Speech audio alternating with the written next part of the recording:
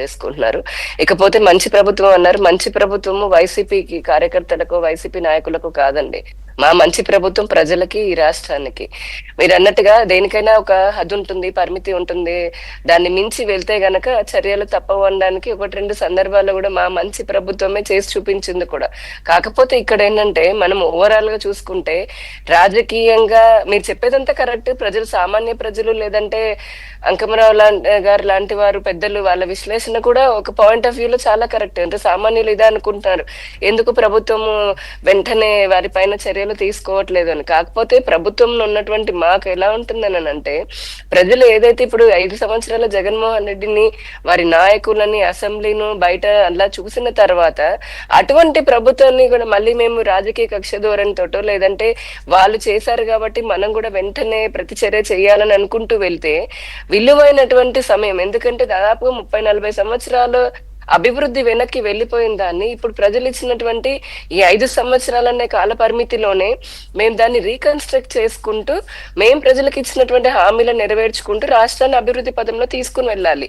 So సమయం చాలా తక్కువగా ఉంది, ఉన్న వనరులు చాలా తక్కువ ఉన్నాయి ఆర్థికంగా కూడా. అఫ్ కోర్స్ లైక్ కేంద్ర ప్రభుత్వం నుంచి దాదాపు 3 లక్షల కోట్లు రావడము లేదా ప్రాజెక్ట్స్ రూపంలో వస్తున్నాయి. కానీ ప్రతి విభాగంలోనూ వీరు చేసినటువంటి, వైసీపీ వారు చేసినటువంటి అవినీతి ఏదైతే ఉందో దాన్ని చుకుంటూ కొత్తగా ఇన్వెస్ట్మెంట్స్ ని అట్రాక్ట్ చేస్తే, ఇప్పుడు ఫర్ ఎగ్జాంపుల్ 304 ఎంఓయూలు జరిగాయి ఈ సంవత్సర కాలంలో. 10.5 లక్షల కోట్లు పెట్టుబడులు వచ్చాయి.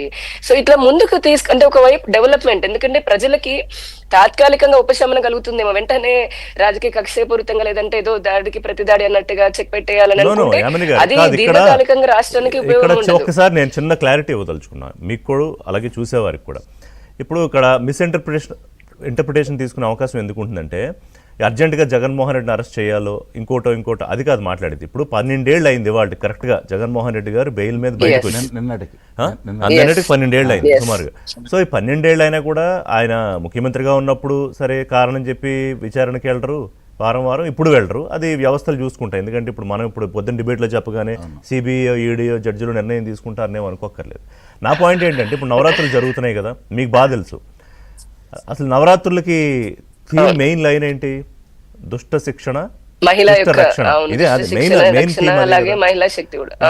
సో అదేంటంటే, ఇప్పుడు వీళ్ళు మహిళల గురించి ఇంత దారుణంగా మాట్లాడి, అదే పెద్ద మనుషులు మహిళల గురించి మాకన్నా ఎవరన్నా ఒక్కలు తప్పించుకుంటారా అన్నట్టుగా సభలో మాట్లాడతారు.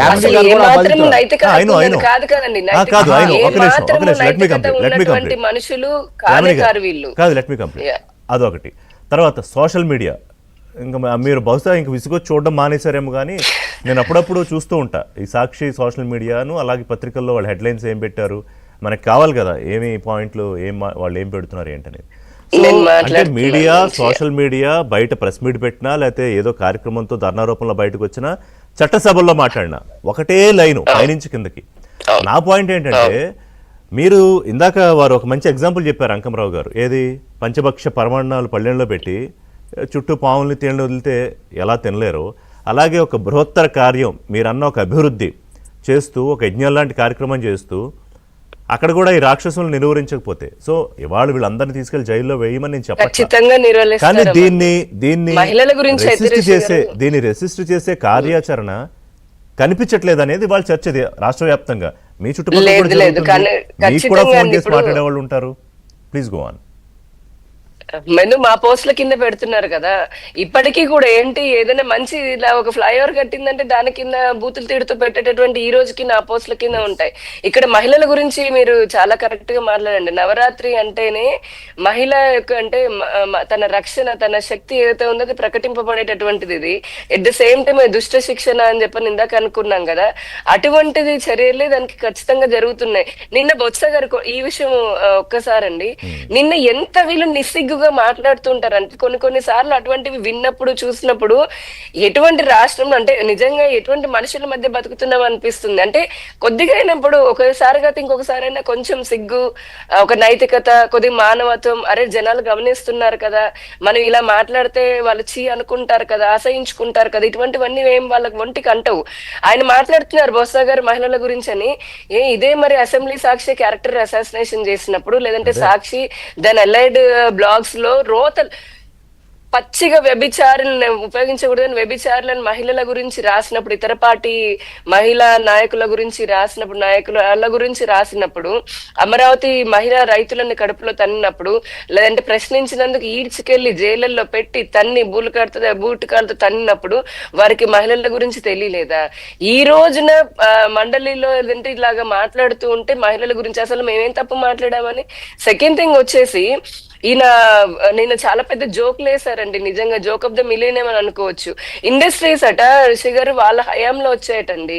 నిజంగా వాళ్ళ హయాంలో వచ్చినవి ఇప్పుడు కనుక మేము అప్పుడు వాళ్ళు ఎంఓఈలు చేసుకున్నాం ఇప్పుడు వస్తుంటే, మరి అప్పుడు మీరు ఎంఓఈ చేసుకుంటే అప్పుడే ఎందుకు స్టార్ట్ అవ్వలేదు? ఇన్స్టెడ్ ఆఫ్ దాట్ ఎందుకు పారిపోయిన ఇండస్ట్రీలన్నీ? ఒక్కొక్క ఇండస్ట్రీ వాళ్ళు వచ్చి చెప్పమంటారా ఏంటి ఏ విధంగా వీళ్ళు భయభ్రాంతులకు గురి చేశారని.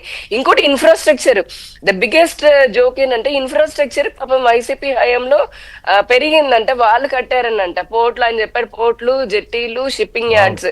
కేంద్ర ప్రభుత్వం అన్ని వేల కోట్లు లక్షల కోట్ల రూపాయలు ఇస్తే అవన్నీ దారి మళ్ళించుకుంటూ రాష్ట్రంలో రోడ్లకి కానీ రాష్ట్రంలో ఒక గజం కూడా ఇప్పుడు ఏదో సినిమాలో డైలాగ్ ఉంటుంది, ఏదో సినిమాలో డైలాగ్ ఉంటుంది, మా అంకమరావు గారు ఉంటే సినిమా గుర్తొస్తుంది మల్లీశ్వర్లో అనుకుంటే, ఈ తెలివితేటలు తట్టుకోలేకే ఇంకా పెళ్లి కాలేదని. అలాగే ఎంత అభివృద్ధి చూడలేకే కాదు, ఇంత అభివృద్ధి చూడలేకే రాష్ట్ర ప్రజలు ఓడించారు వాళ్ళని. అమ్మో మాకు ఇంత అభివృద్ధి వద్దు, ఎక్కువ జరిగిపోతుంది. రిషి గారు ఇప్పుడు అసెంబ్లీకి ఎందుకు వెళ్ళట్లేదని అంటే, జగన్మోహన్ రెడ్డి గారు రెండోసారి నిన్ననే హైకోర్టుకి ఆయన వెళ్ళినట్టున్నారు. ఏమని నాకు ప్రతిపక్ష హోదా నాయకుడు కావాలి దాని గురించి అని చెప్పని. చివర్లో ఏంటంటే ఆయన అసలు ఎందుకు వెళ్ళట్లేదు తెలుసా? ఒకటేనండి, అసెంబ్లీకి వెళ్ళారనుకోని వీళ్ళు ఒకటి అసెంబ్లీలో ఏం చేస్తారు మామూలుగా, ఈ ప్రభుత్వం చేసే మంచి చెప్తుంది, అది వీళ్ళకి చెవులకు అసలు చెవుల్లో సీసం పోసినట్టుగా ఉంటుంది వైసీపీ వాళ్ళకి. రెండోది ఆ ప్రభుత్వంలో అప్పుడు వీళ్ళ నాయకులు చేసినటువంటి తప్పులన్నీ బయట చదువుతూ ఉంటారు, అది కూడా వినలేక సిగ్గుతో తల వంచుకోలేక ప్రతిక్షణం చచ్చిపోతామేమో అని చెప్పని అసెంబ్లీకి వెళ్లకుండా బయట నుంచి బయట సైన్లు పెట్టేసి రిజిస్టర్ లోంచి వెళ్ళిపోతున్నారు.